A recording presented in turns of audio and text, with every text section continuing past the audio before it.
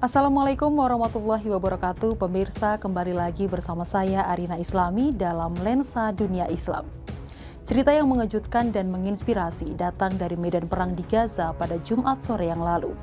Dikutip dari kantor berita Islam minanews.net, ratusan lebah bukan di dunia khayalan, melainkan di dunia nyata, telah menyerang pasukan penjajah Israel yang sedang melakukan operasi militer. Dalam kekalutan yang mengikutinya, 1 dari 12 tentara Israel terluka parah dan harus segera dilarikan ke rumah sakit. Kejadian itu terjadi ketika sebuah tank Israel secara tidak sengaja menginjak sarang lebah, memicu serangan mematikan dari koloni lebah tersebut.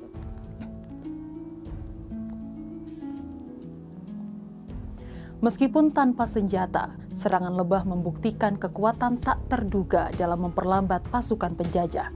Perang Gaza telah menyisakan banyak cerita pahit. Mesir dan negara-negara Arab lainnya hanya bisa menyaksikan tanpa bisa memberikan tindakan nyata. Namun, dalam kondisi yang penuh penderitaan, muncullah peristiwa seperti ini sebagai sindiran halus dari alam. Kisah-kisah heroik perlawanan Palestina seperti yang dilakukan oleh Faris Odeh, yang hanya bersenjatakan batu melawan tank Israel, tetap menginspirasi dunia. Tindakan simbolis seperti melempar batu telah menjadi bagian dari gerakan perlawanan Palestina. Odeh bahkan telah menginspirasi karya sastra seperti kumpulan cerpen yang berjudul Hingga Batu Bicara yang menyoroti perjuangan bangsa Palestina melawan penjajah Israel. Dan dari peristiwa serangan lebah ini kita mendapatkan pesan bahwa bahkan makhluk paling kecil pun bisa menjadi simbol perlawanan terhadap penjajahan. Seperti burung pipit yang membantu Nabi Ibrahim, lebah ini pun juga berbicara dengan perlawanan mereka. Besok-besok mungkin nyamuk dan serangga lainnya akan mengikuti jejak lebah dalam perlawanan mereka terhadap penindasan Zionis Israel. Insiden bulan lalu juga menimpa Menteri Keamanan Nasional Itamar Ben-Gvir. Dilaporkan ia mengalami kecelakaan mobil di kota Ramla sekitar 20 km selatan Tel Aviv pada Jumat 26 April. Menurut saksi mata, kendaraan yang dikendarai oleh Ben-Gvir diduga menerobos lampu merah dan bertabrakan dengan kendaraan lain. Akibatnya kendaraannya terbalik dan ringsek, sedangkan Ben-Gvir segera dilarikan ke rumah sakit. Beberapa hari setelahnya, Menteri Kabinet Perang Israel Benny Gantz dirawat di rumah sakit pada hari Senin 29 April setelah kakinya patah saat bersepeda. Kecelakaan bersepeda itu terjadi di dekat permukiman Yad Mordechai di Israel Selatan. Demikian laporan lembaga penyiaran publik Kan yang dikutip oleh Anadolu Agency. Gantz, pemimpin Partai Persatuan Nasional yang berhaluan tengah, dirawat di rumah sakit untuk menjalani pemeriksaan, demikian laporan kantornya. Inilah pertanda kebenaran hadis Rasulullah SAW yang menyatakan tidak akan terjadi kiamat sampai kaum muslimin memerangi Yahudi. Maka orang-orang muslim akan membunuh mereka sampai orang-orang Yahudi itu bersembunyi di balik batu dan pohon. Lalu pohon dan batu pun berkata, "Wahai orang muslim, wahai hamba Allah, ini Yahudi ada di belakangku. Kemarilah dan bunuhlah." Pohon-pohon berbicara kecuali pohon Gorkot, karena ia adalah pohon Yahudi. Hadis riwayat Bukhari dan Muslim. Pemirsa, kabar selanjutnya datang dari Majelis Umum PBB. Sebuah voting penting telah dilakukan mengenai status Palestina. Hasilnya, dukungan dominasi dari 143 negara untuk Palestina sebagai anggota penuh PBB. Negara-negara tersebut diantaranya Aljazair, Arab Saudi, Australia, Bahrain, Bangladesh, Belgia, Bosnia, dan Herzegovina.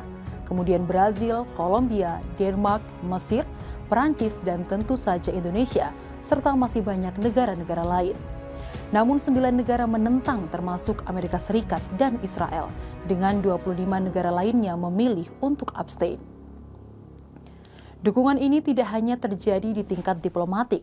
Mahasiswa dari Columbia University hingga kampus-kampus di Eropa dan Indonesia telah beraksi dalam solidaritas dengan Palestina. Gerakan solidaritas mahasiswa untuk Palestina semakin meluas di berbagai universitas di Eropa dan Asia sebagai tanggapan terhadap konflik berkepanjangan di jalur Gaza.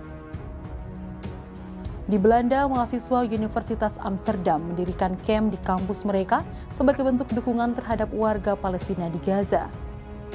Sementara di Spanyol, demonstrasi solidaritas juga merambah ke berbagai universitas di wilayah Basque, Navarre, Aragon, Andalusia, dan Catalonia.